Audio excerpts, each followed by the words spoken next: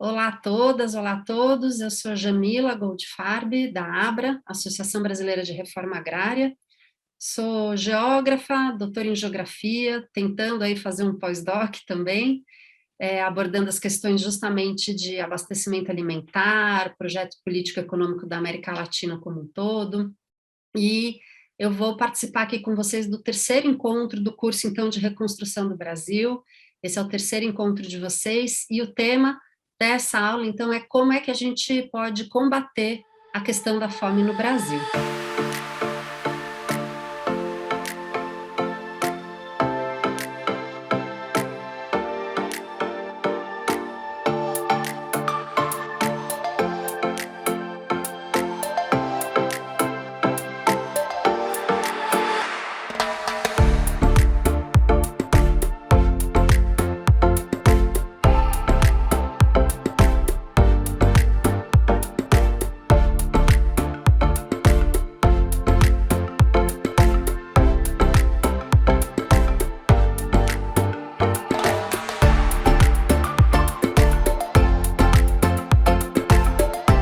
Para começar, para a gente poder falar sobre isso, é importante a gente entender que a fome, ela é um fenômeno multidimensional, né? Então, as causas da própria fome, que ocasionam a fome, elas são multidimensionais, elas têm várias dimensões. Logo, né, quem hoje culpa a pandemia para o aumento da fome, ou culpa a guerra para o aumento da fome, não está tendo uma visão ampla e correta do processo como um todo. Assim como, décadas atrás, quem olhava para a questão da seca no semiárido também não estava olhando de forma completa aí para esse fenômeno, né? Então, da mesma forma que a fome tem diversas dimensões que a explicam enquanto fenômeno, as soluções também têm várias dimensões. Então, a gente vai falar um pouquinho sobre elas, tá? Vamos entender um pouquinho primeiro esse contexto nacional. A pandemia, olhando agora um pouco para esse momento nosso presente, né? A pandemia, ela chega no Brasil num momento em que a gente está com uma séria estagnação econômica, né? Então, uma crise econômica, associado ao desmonte do sistema de saúde, ao SUS, e ao desmonte do sistema de proteção social, né, todo chama SUAS, né, o Sistema Único de Assistência Social. E, junto com isso, uma paralisação e um desmonte também de todas as políticas relacionadas à segurança alimentar e nutricional. Então, a gente tem o SUAS, o SUS e o SISAM, que é o Sistema Nacional de Segurança Alimentar e Nutricional, sendo desmontados, sendo paralisados, e a gente numa crise econômica. Então, a gente entra na pandemia nessa situação, ou seja, numa situação de extrema vulnerabilidade já, né? Então, de desemprego crescente, de alta do preço dos alimentos e de um total desamparo aí à população.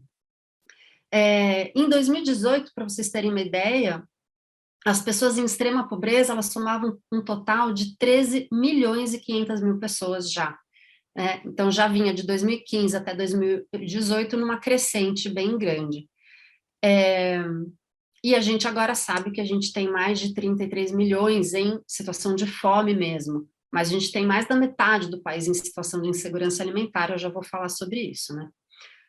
Como fome, então, e pobreza são fenômenos muito correlatos, absolutamente relacionados um ao outro, essa estagnação econômica, numa situação, então, de desmonte dessas três grandes grupos de políticas públicas, né, de três grandes sistemas no Brasil, contribuiu ainda mais para que o Brasil fique numa situação de extrema vulnerabilidade na entrada da pandemia. Então, acho que isso é um contexto bem básico, assim, para a gente dar início a essas conversas, tá?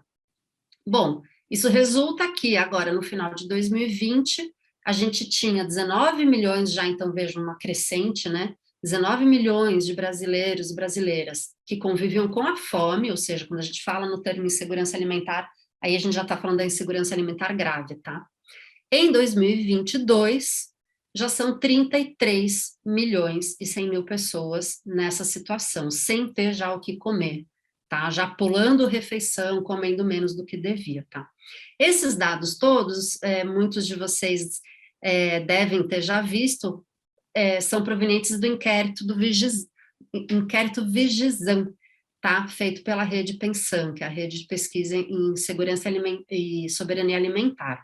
Então, vai aparecer aí para vocês na telinha, em algum lugar, os dados. A gente tem de brasileiros passando fome, então, 33,1 milhões, mas a gente tem, isso representa, na verdade, em torno de 15% da população, mas se a gente mentira, 15,5%, mas se a gente soma as outras, a gente tem 15,2% da população em insegurança alimentar moderada, 28% em insegurança alimentar leve, ou seja, é mais, se a gente soma todos esses três dados da insegurança alimentar, nas suas três escalas, vamos dizer assim, a gente tem mais da metade da população.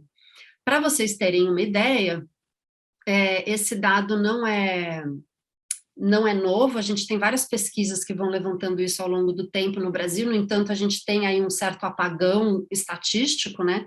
Não sei se vocês acompanham, mas a gente está com vários dados aí paralisados, não se alimenta mais uma série de bancos de dados, mas a gente teve o PNAD, que já apontava em 2004, a gente tinha 12% da população em insegurança alimentar, em 2009 tem uma queda, e o PNAD, então, feito pelo IBGE, vai apontar 8%, depois em 2013, 6%, então vocês vão acompanhando a queda, e aí, então, depois de 2018 já vai apontando um aumento de novo. Aí a gente tem a POF, que é de orçamento familiar, então uma outra pesquisa, né? Então, embora sejam metodologias diferentes, elas estão apontando o mesmo fenômeno. Primeiro uma queda, e aí a partir de 2014, 2015, principalmente 2016, começa a subir. Então, em 2018, a gente tem já 10% pela POF, e agora pelo Vigizam, em 2020, 11%, tudo isso em insegurança grave, tá? Estou falando de fome mesmo. E agora, então, a gente tem mais de 15%. Então, são dados bem preocupantes, de fato. E o que é interessante? O que esse inquérito levantou? Que mesmo na população que recebe o Auxílio Brasil, que foi essa reformulação aí do Bolsa Família, que, na verdade, desestruturou o Bolsa Família e fez esse outro programa, mesmo nos que recebem o Auxílio Brasil, 21,5% das pessoas que recebem estão em insegurança grave, ou seja, ele não é suficiente, não está sendo suficiente para combater a fome no Brasil, tá? Evidentemente, isso mostra o quê? Que é o que eu falei no comecinho, a solução para a fome, ela é também multidimensional, não adianta você dar um auxíliozinho ali para a população que está numa vulnerabilidade extrema. Isso ajuda? Ajuda, mas não é suficiente, né? Bom, o que eu acho interessante? Para a gente fazer essa discussão sobre fome, sobre como combater a fome, eu acho que a gente precisa passar por alguns conceitos que são fundamentais. E que são fundamentais porque trazem dentro de si a própria estrutura dessa situação de segurança ou insegurança alimentar e, portanto, os indicativos já da solução para isso, né? Então, vamos lá. Quais são os conceitos que eu acho que são interessantes a gente olhar? Segurança alimentar e nutricional, insegurança alimentar e nutricional, direito humano à alimentação adequada e soberania alimentar, tá? Então, vamos lá para alguns deles. Para começar, a insegurança, então, vocês já perceberam que a gente tem a leve, a moderada e a grave. A leve a gente define da seguinte maneira: incerteza quanto ao acesso a alimentos em um futuro próximo, ou quando a qualidade da alimentação já está comprometida. Então, às vezes, você está tendo que comer uma comida que é um resto, que já está vencida, sabe? Aquela comida que já não está legal, ou então você não sabe se no jantar vai ter comida, não sabe se amanhã vai ter comida. Quando você tem essa situação de incerteza com relação à permanência da alimentação, que vocês vão ver que é uma das dimensões da segurança alimentar, a gente está, então, em insegurança leve. A moderada é quando já, de fato, tem uma quantidade insuficiente de alimento sendo ingerida. Então, já, de fato, você já está pulando uma das refeições, por exemplo, já está comendo menos, ou, por exemplo, já deixou de comprar proteína, né, a mistura, já deixou de consumir frutas e legumes, está mais ali no macarrão, arroz, feijão, né? Está naquela coisa mais básica mesmo, que é mais calórica, então aí já é a moderada, tá? E a grave é quando de fato tem uma privação do consumo, você está comendo menos mesmo, assim, está pulando refeição, está comendo menos do que deveria e por aí vai. Então, acho que isso só para a gente ter dimensão, né? Que quando a gente fala muito da alimentação grave, e aí fala fome, mas a leve e a moderada são muito preocupantes também, porque indicam um grau de vulnerabilidade muito grande, e qualquer situaçãozinha a pessoa já cai para a situação de fome de fato. E já tem comprometimento aí nutricional e de tudo que a gente possa imaginar. Bom, o conceito, então, de segurança alimentar. Ele tem, tradicionalmente, 4 dimensões, mas, na verdade, são 6. Que é uma dimensão mais nova, essas outras 2 que vão se somar. Então, deixa eu falar tradicionalmente as 4 dimensões que a gente conhece, depois eu falo das outras 2. A primeira dimensão é a de disponibilidade. O que isso quer dizer? Para a gente ter segurança alimentar, tem que ter uma disponibilidade de alimento. Parece óbvio, né? Mas o que isso quer dizer? Que tem que ser suficiente. Às vezes a gente tem disponibilidade, mas não é suficiente, tá? Daí muito a ideia da produção de alimento. Então, para acabar com a fome, a gente tem que produzir mais alimento. Isso é verdade por um lado, por outro lado, não é só isso que resolve a fome. A outra dimensão que dá uma explicação muito interessante para por que não é suficiente apenas a gente ter disponibilidade de alimento é o acesso, a dimensão do acesso. Então, a gente viu disponibilidade e agora acesso. Acesso significa o quê? Ter acesso físico, econômico e social aos alimentos. Isso é muito interessante, parece óbvio, mas não é. E o Amartya Sen é um autor muito importante, que foi muito emblemático nessa discussão toda. Ele vai fazer um estudo na década de 80 que vai falar, olha, o problema das grandes crises de fome que a gente teve no mundo, né? E aí ele vai citar alguns casos, acho que Etiópia, Somália, inclusive Irlanda, já século anterior,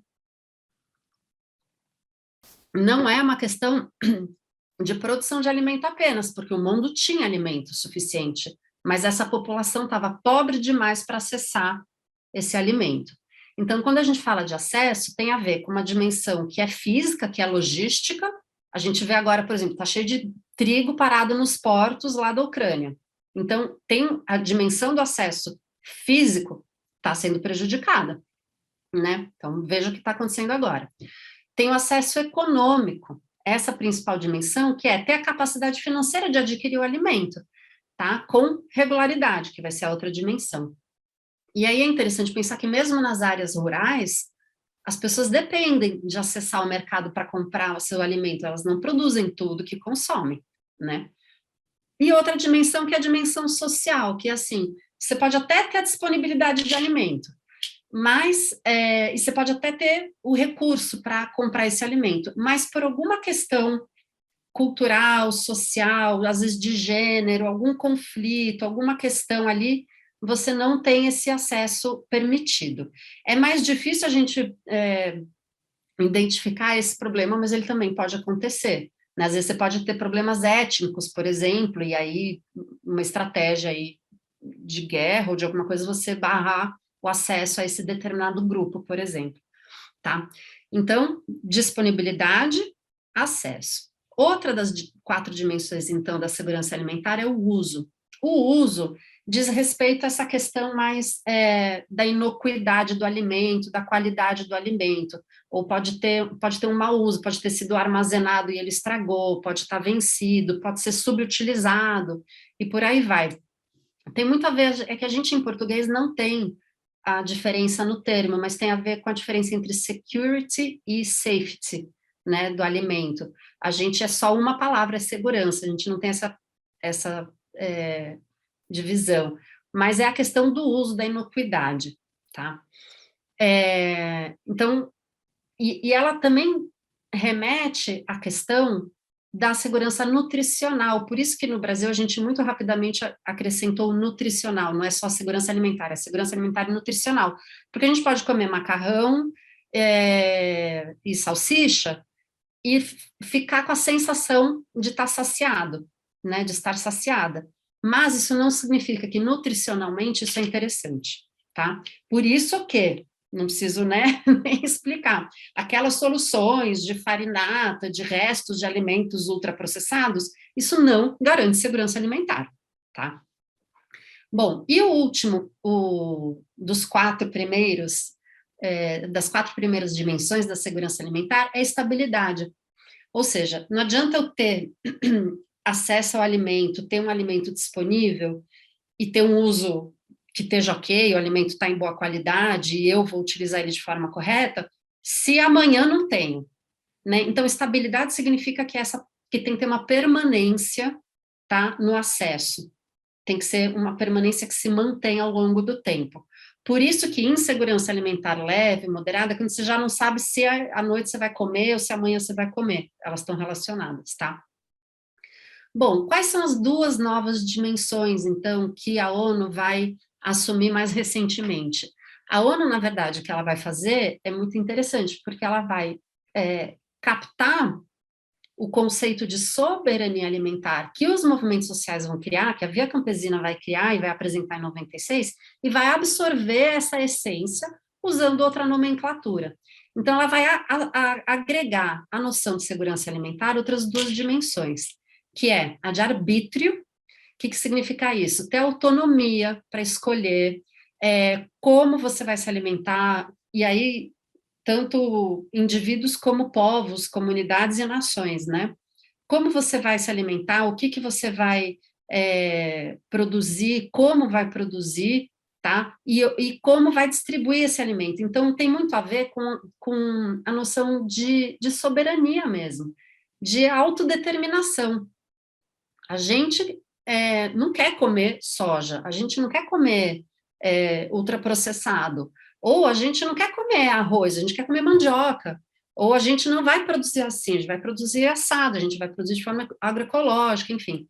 Então, essa noção de arbítrio ela é muito interessante porque ela diz respeito à autonomia e à autodeterminação das populações. E a segunda dimensão que também vem aí dessa noção de soberania alimentar é a de sustentabilidade. Então, significa garantir que a satisfação das necessidades desta presente geração não vai ameaçar a satisfação das necessidades da geração futura. Ou seja, é a noção de sustentabilidade. Então, essas duas dimensões que foram agregadas, então, à noção de segurança alimentar, elas estão presentes na noção já de soberania alimentar que a Via Campesina cria e coloca ali na cúpula Mundial da Alimentação em Roma, em 96. Então, eu vou ler para vocês, vai aparecer provavelmente aí na telinha. O que é a noção de soberania alimentar, né? Cada nação tem o direito de definir políticas que garantam a segurança alimentar e nutricional de seus povos, incluindo aí o direito à preservação de práticas de produção alimentares tradicionais de cada cultura. Então, veja como tem um respeito a essa diversidade cultural, né? A uma não homogeneização, não padronização do alimento.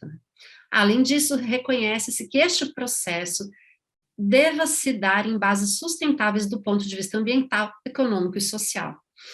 Então, essa noção de soberania alimentar, ela vai, não é que ela vai descartar de segurança alimentar, mas ela vai complementar, ela vai ser mais ampla e mais profunda que a de segurança alimentar, né? Ou seja, não se trata de uma questão puramente calórica ou mesmo nutricional, mas tem embutida aí todas questões culturais e de justiça social, de respeito aos territórios e tudo mais, tá?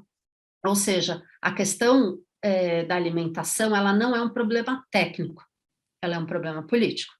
Por isso que a gente fala, né, quem trabalha muito, quem milita nessa área, fala muito que comer é um ato político. Assim como produzir é um ato político, comer também é, e alimentar também é, né? Quando a gente escolhe o que a gente vai comprar, de quem que a gente vai comprar, se a gente vai usar a produção de agricultura familiar, camponesa, se a gente vai comprar no Carrefour, sei lá, entende? Essas decisões, elas são também políticas, tá? Então, o que é legal dessa noção de soberania alimentar? É que ela traz uma dimensão da produção, da distribuição, do respeito às diferentes culturas e da sustentabilidade, que não apareciam originalmente na noção de segurança alimentar, tá bom? Bom, no Brasil, a gente, quando o Brasil cria o CISAM, o Sistema Nacional de Segurança Alimentar e Nutricional, ele vai elaborar um conceito que vai estar presente ali na lei orgânica de segurança alimentar e nutricional, que é muito interessante, porque já absorve um pouco essa ideia de soberania. A definição, então, que está na nossa lei, que faz parte do CISAM, é a seguinte: segurança alimentar e nutricional é a realização do direito de todos ao acesso regular, permanente a alimentos de qualidade e em quantidade suficiente. Aqui estão as 4 dimensões originais, tá vendo? De segurança alimentar. Sem comprometer o acesso às outras necessidades essenciais, tendo como base práticas alimentares promotoras de saúde, e aí olha que legal, que respeitem a diversidade cultural e que sejam social, econômica e ambientalmente sustentáveis. Ou seja, o que a ONU hoje define como segurança alimentar, a gente aqui no Brasil, né, por meio da Conferência Nacional de Segurança Alimentar, que é um espaço super de participação das organizações sociais, já tinha criado essa definição, que é super bacana, super completa. Então, o que isso quer dizer? Quando a gente discutia que no programa de alimentação escolar, por exemplo, não fazia sentido o Brasil inteiro ter a mesma alimentação, né, que a gente tem alimentos regionais que são super ricos nutritivamente, que estão alimentando inclusive as economias regionais, isso é soberania alimentar. A gente pensar nesses mercados é soberania alimentar. Respeitar as culturas locais, esses alimentos regionais, é soberania alimentar também, entende? É triste a gente pensar, né, que a gente estava nessa discussão, a gente estava discutindo nesse nível, né, no qual é o tipo de alimento que vai ter nos programas, a gente estava discutindo alimentação orgânica nas escolas, nas creches, e a gente agora está voltando a discutir fome mesmo, prato vazio, panela vazia, né? Bom, o último conceito antes da gente entrar nessa discussão sobre enfrentamento propriamente dito, tá? É o de direito humano à alimentação adequada. E o que é muito assustador é a gente pensar que foi só em 2010 que o direito humano à alimentação adequada, que geralmente vocês veem abreviadinhos como DHAA, só entrou na Constituição nesse ano, em 2010. É só em 2010. Vai compor ali o artigo 6º da Constituição, que é dos direitos sociais. Então, o que é direito humano à alimentação adequada? Que a ONU vai lá na Carta dos Direitos Fundamentais, vai colocar, né? A alimentação adequada é direito fundamental do ser humano, inerente à dignidade da pessoa. Por isso que farinata não é alimentação adequada, porque não é digno. Remexer lixo para comer não é digno, entende? Até cesta básica, no limite, também não está garantindo de fato a dignidade ali, né? Então, veja, inerente à dignidade da pessoa humana e indispensável à realização dos direitos consagrados na Constituição Federal, devendo o poder público adotar as políticas e ações que se façam necessárias para promover e garantir a segurança alimentar e nutricional da população. Ou seja, o que é interessante da noção de direito humano, a alimentação adequada, é que ela aponta que é sim dever do Estado. É dever do Estado e da sociedade, mas está ali apontado, né? Então isso é bacana também. Entender que é direito.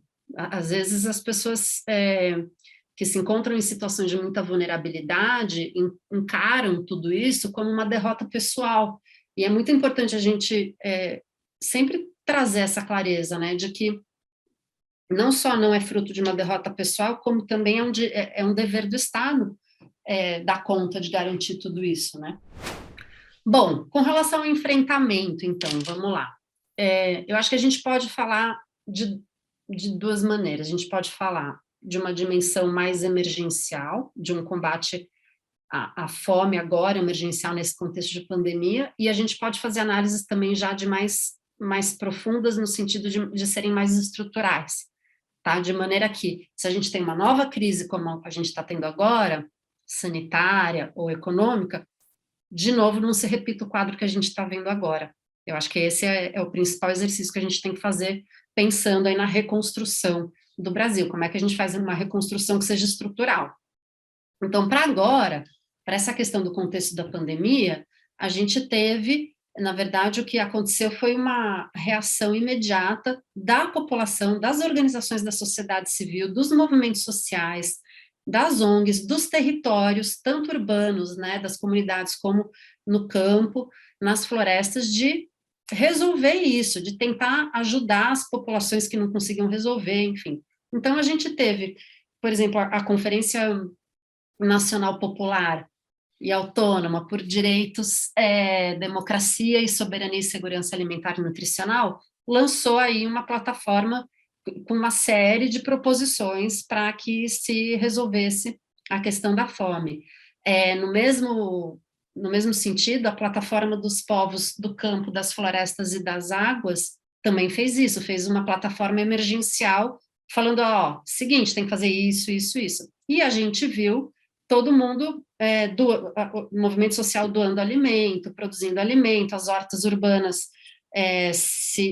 sendo revigoradas, as comunidades, né, organizando distribuição de alimento, movimentos negros, movimentos sociais, movimentos de terreiros, um monte de organizações organizando a coleta e a distribuição de alimento nas periferias dos grandes centros urbanos, enfim, e por aí vai. Então, é evidente que tudo isso tem que ser potencializado, tem que ter incentivo, né? Mas isso é um enfrentamento emergencial, não é estrutural.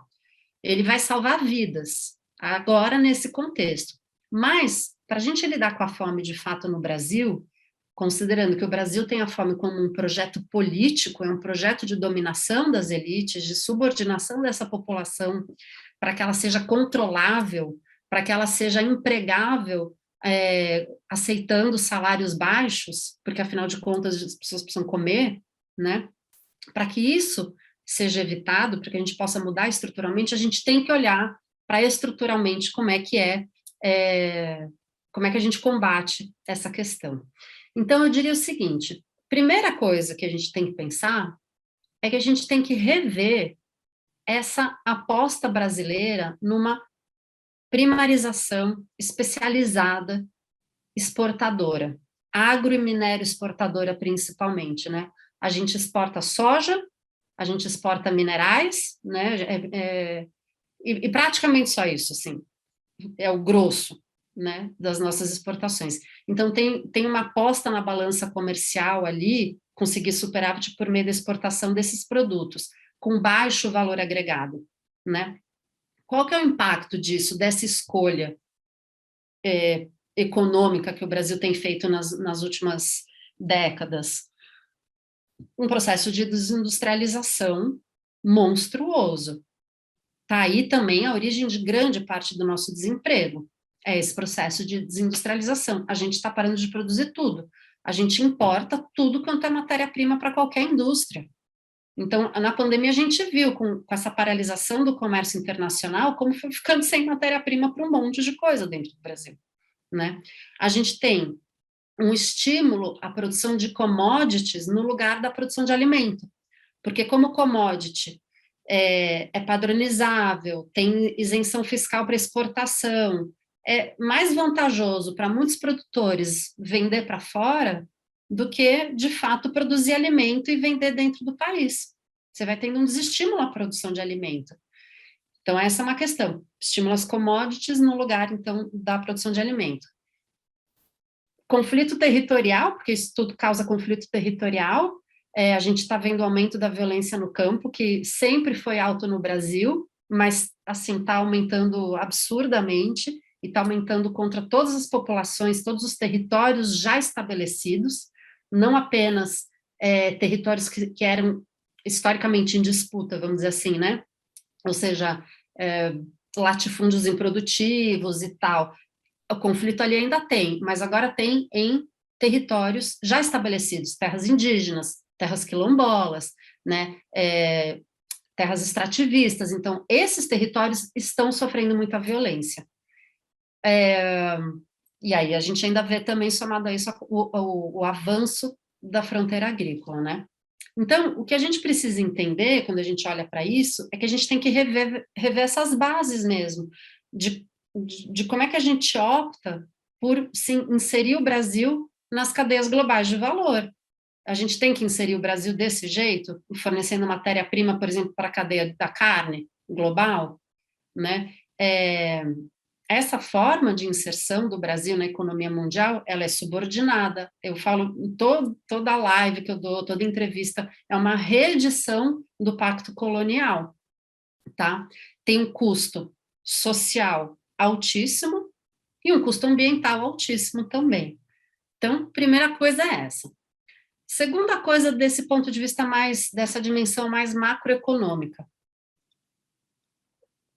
e que eu ouço as pessoas falarem pouco, é a questão de um enfrentamento macroeconômico voltado para olhar essa questão das grandes corporações.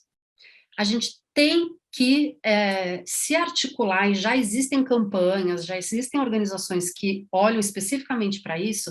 A gente tem que colocar um limite ao tamanho dessas grandes empresas, tá? Particularmente, no nosso caso, pensando aqui na questão da fome, particularmente nas redes de supermercado, tá? Mas também nas de sementes e agroquímicos, na de genética animal, na de fertilizantes, nas farmacêuticas veterinárias, nas farmacêuticas também, mas nas farmacêuticas que trabalham com a questão veterinária, tem muita concentração também, na de maquinário agrícola, nas tradings. As tradings são essas comercializadoras de matéria-prima, tipo Cargill, Bunge, Louis Dreyfus, essas grandes que comercializam grãos mundo afora, né? As corporações todas de alimentos e bebidas, como Nestlé, Ambev, essas que produzem a Coca-Cola, né? A de alimentos, a de carne, ali, a JBS, essas todas, né? Então, nesses setores todos, agroalimentar e agroquímico, tem uma concentração crescente, ou seja, muita fusão, aquisição, o que vai acontecendo? Essas grandes empresas, elas têm um olhar muito cheio de vontade ali para os países emergentes, porque eles têm um mercado consumidor em potencial muito grande, para poder vender proteína animal. Ainda tem uma demanda crescente para consumo de carne, né, proteína animal, e alimentos processados. Então, eles vêm assim com os olhos aqui, com muita gana mesmo, né? Então, o que a gente vê é que, se a gente vai permitindo isso acontecer, e isso acontece, veja, essas grandes fusões e aquisições, como, por exemplo, a Monsanto e a Bayer, né? O Bayer comprando a Monsanto. A gente também tem coisas que a gente pode regular do ponto de vista nacional. Então, dentro do país, o CAD permite um monte de fusões, que ele pode simplesmente falar não, aqui as empresas não podem ter tal tamanho. Por quê? Porque isso diminui a renda e a autonomia dos produtores, ele quebra várias empresas, então as que não vão sendo já absorvidas por tudo isso, elas vão quebrando. Empresa de semente, empresa de laticínios, mercados locais, entende? E produtores agrícolas também. Essas empresas vão quebrando todos esses pequenos produtores, ou comercializadores, enfim. Tem uma diminuição nos investimentos em inovação do que não seja interessante para essas grandes corporações. Então, ao invés de, por exemplo, pesquisar adaptação de cultivos alimentícios, né, com as mudanças climáticas, a gente vai só pesquisar adaptação para a soja, para o trigo, para o que é grande commodity. A gente não vai pesquisar, de repente, para outras coisas, né? Ou a tecnologia 4.0, não sei o que, só para as commodities, e não vai olhar para o segmento da agricultura familiar, de povos e comunidades tradicionais, que também precisam de tecnologia, né? A gente não vai investir em pesquisa, por exemplo, para a transição agroecológica, vai só ficar pesquisando para grande produção extensiva, em áreas planas, de grandes extensões e tudo mais. Então, esse é outro impacto, vamos dizer assim, do tamanho dessa concentração. A gente tem, quanto maior essas empresas, maior é o poder que elas têm de lobby e de captura da política, né? A famosa, aquela expressão portas giratórias, né? Revolving doors, onde muitos funcionários dessas empresas, advogados e tal, eles vão justamente participar da formulação de leis, da formulação de políticas, e a gente vê isso muito no caso da biossegurança.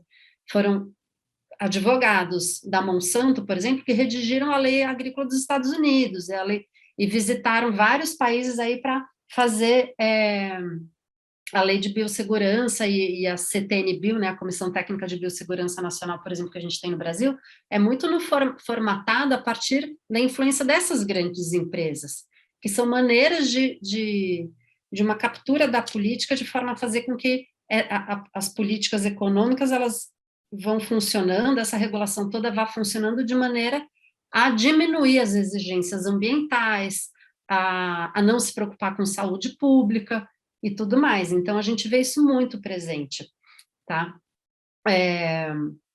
E, por fim, a gente pode dizer que essa concentração toda das grandes corporações, dessas grandes empresas, ela também tem um papel de homogeneizar, de padronizando a alimentação no mundo, os hábitos alimentares. Então, a gente passa a consumir a mesma coisa que alguém na mesma classe social nossa vai consumir em outro país, ali do outro lado do mundo. Então, não é à toa que essas grandes corporações, elas trabalham com essas commodities que têm multifunção, né? Que elas vão ser alimento, vão ser ração, vão ser combustível e vão ser matéria-prima para a indústria. É o caso da soja, por exemplo. Ela é tudo isso ao mesmo tempo. Ela é fibra, ela é matéria-prima, né? Enquanto fibra, faz óleo, faz alimento, faz ração e por aí vai. Então, você enfia no chocolate, você enfia no suco, enfia no leite, enfia em tudo quanto é coisa que você come, na salsicha vai ter soja. Então, vai tendo uma padronização da alimentação no mundo todo. Você vai empurrando regiões que, por exemplo, consumiam mais peixe a consumir carne de vaca, ou lugares que consumiam peixes daqueles territórios, né? A gente mesmo, a gente fica consumindo salmão que vem lá do Chile, que são empresas norueguesas que estão produzindo lá, né, com alto impacto ambiental. Então, essa grande padronização assim que vai acontecendo. E o Brasil que tem o maior litoral e rios, e a gente tem um monte de peixe, a gente fica consumindo salmão, né? Qualquer restaurante que você vai na cidade de São Paulo vai ter salmão em qualquer restaurante, né? Mas não vai ter, sei lá, tambaqui, né? Não vai ter uma pescada amarela, não vai ter um peixe nacional, né? Bom, ainda na linha do enfrentamento, então, aí agora eu falei então um pouco dessas dimensões mais macroeconômicas, vamos dizer assim, e agora a gente olhando um pouco mais para essa dimensão nacional das políticas públicas propriamente ditas, né? O que eu defendo, e eu já estou encaminhando aqui para os finalmente, o que eu tenho falado muito, e várias pessoas que trabalham com isso falam muito, a gente precisa retornar ao controle do Estado, um Estado com uma regulação com vistas ao interesse público de fato. Não dá para achar que dá para deixar tudo na mão do mercado, que o mercado vai regular preço, vai regular oferta e demanda, não vai, né? O mercado trabalha na lógica do lucro, não na lógica do interesse público, né? Então, por exemplo, retomar o papel da Conab, da Companhia Nacional de Abastecimento, é fundamental, tá? Ter estoques reguladores. Então, como é que a Conab funciona? Ela comprava produção dos agricultores, agricultoras, e ela ia colocando isso no mercado. Então, ela, como uma grande compradora, acaba regulando o preço. Inclusive porque se o preço sobe muito, ela põe no mercado o preço abaixo, então ela vai controlando isso. Ela consegue garantir um preço mínimo ao produtor, que isso é muito importante. Se o produtor não tem um preço mínimo ali na sua produção, ele deixa de ser interessante produzir. Se eu não vou ganhar um mínimo ali com feijão, não vou produzir feijão, vou produzir soja, vou arrendar minha terra para cana-de-açúcar, né? Que não é interessante do ponto de vista da segurança alimentar do país. Eu só ter soja e cana-de-açúcar e eucalipto e algodão, por exemplo. Né? Eu tenho que ter os itens alimentícios, mas eu preciso ter incentivo para isso. Então, a gente precisa de um Estado que garanta esses incentivos, né? A gente tem que ter investimento, portanto, nesse segmento da agricultura familiar, camponesa, de povos e comunidades tradicionais. Que tipo de investimento? Do que eu estou falando? Créditos específicos, né? O Pronaf precisa ser recuperado e precisa ter montantes maiores e mais bem distribuídos do ponto de vista regional. tá? Que é o crédito voltado para a agricultura familiar. Pesquisa. Tem que ter pesquisa, gente. Precisa aprimorar, precisa garantir produtividade para poder produzir em menos área, para poder agregar valor, né? Pesquisa para agroindustrialização, crédito para agroindustrialização, para a pessoa não ficar ali carpindo embaixo do sol para vender a 20 centavos uma saca inteira de alguma coisa, entende? Tem que ter um investimento nesse sentido. Tem que ter a TER, que é Assistência Técnica e Extensão Rural. A assistência técnica é fundamental, tanto para essas coisas que eu já citei, mas para garantir, por exemplo, o associativismo, o cooperativismo, maneiras de comercialização mais interessantes, a própria agroindustrialização, um uso mais eficiente, por exemplo, da agrobiodiversidade. Então, se a gente pensa no que é a realidade da Amazônia, do Cerrado, da quantidade, ou mesmo Mata Atlântica, né, da quantidade de frutos, de castanhas, de fibras, de coisas que a gente pode extrair e fazer com isso, né, e sementes e raízes que a gente pode transformar em produtos, isso é muito importante. Toda essa parte da bioeconomia, né, tem que ser estimulada, tem que ter pesquisa e tem que ter crédito para isso. E tudo isso é combate à fome, porque isso está gerando trabalho e renda no campo e está gerando produção de alimento. Não é a soja que é exportada para a China que vai matar a fome do brasileiro. Como é que o Brasil, que é o país que mais exporta produto agrícola, e diz, né, o agro diz que alimenta o mundo, mas não alimenta a população brasileira, né? É porque é esse segmento da agricultura familiar, pequena e médias propriedades, né, que produz alimento de fato. São os povos tradicionais, as comunidades tradicionais, os ribeirinhos, é essa população que tem, portanto, que ter apoio do Estado. Então, a gente tem que cobrar um Estado presente, isso é muito claro. Tem que ter uma retomada, então, no mesmo sentido, dessas compras institucionais todas que o Estado fazia, e que foi por uma inanição ali, por uma retirada de recursos, foram programas que foram morrendo, como é o caso do PAA, que é muito falado, o Programa de Aquisição de Alimentos, né, onde o governo ele compra o alimento, ele adianta o dinheiro, então o produtor tem condição de produzir, e aí esse alimento é fornecido para todas as, assim, creches, hospitais, escolas, para criação de cestas básicas e tudo mais. Então, essa maneira de garantir o fornecimento para quem precisa e, ao mesmo tempo, fomentar a produção é muito importante. E a gente tem isso não só em nível federal, como a gente também pode ter isso em nível estadual, tá? No mesmo sentido, em nível estadual, a gente tem que cobrar e tem que estimular a elaboração das políticas e dos planos de transição agroecológica. No caso de São Paulo, a gente tem agora, e está sendo discutido com uma série de organizações, está sendo construído de uma maneira bem participativa, até interessante, a PLEAPO, que é o Plano Estadual de Agroecologia e Produção Orgânica, PLEAPO. Porque não adianta falar assim, você tem que produzir sem agrotóxico, tem que ter condições dessa transição acontecer, tem que ter estímulo a isso, né? Tem que ter formação técnica para isso, tem que ter crédito, tem que ter assistência técnica e tudo mais. Bom, mais uma coisa aí para o enfrentamento da fome. A gente tem que recuperar e fortalecer os chamados equipamentos de segurança alimentar e nutricional. O que são esses equipamentos? Os equipamentos públicos, né? Restaurantes populares é um instrumento super importante de segurança pública, aqueles restaurantes onde você paga uma quantia muito baixinha e você tem um alimento de qualidade. Tá? Então, muitos trabalhadoras que estão na rua, que não têm condição de voltar para casa, por exemplo, para produzir seu alimento, ter acesso a restaurante popular, ou mesmo morador em situação de rua, ter os restaurantes populares, onde tem um alimento com dignidade, com qualidade. Então, restaurante popular, os bancos de alimentos, que são esses lugares que recebem alimento que vai ser descartado, por exemplo, por supermercado, porque o supermercado só vende o que está bonitinho, brilhante, se está um pouquinho amassado, se está perto da validade, já descarta. Esses bancos de alimentos recebem esses alimentos, distribuem, isso é fundamental, é uma política para evitar o desperdício de alimento, que é super fundamental. A gente tem mais de 100 bancos de alimento que precisam ser, que precisa ter investimento e precisa ter mais banco de alimento no Brasil. As cozinhas comunitárias, que são, em sua grande maioria, iniciativas da população, da sociedade civil, e que merecem ser políticas públicas, merecem, portanto, ter verba e ter formação, né, pública para se potencializar isso é muito importante, inclusive porque essas cozinhas são também centros de formação política, acabam se tornando centros culturais, acabam se tornando, em volta disso, sempre acaba tendo uma agregação. A comida, né, essa comensalidade, ela é muito agregadora de outros fatores, né? Então, a gente aproveitar esses equipamentos para também potencializar outras iniciativas é super importante.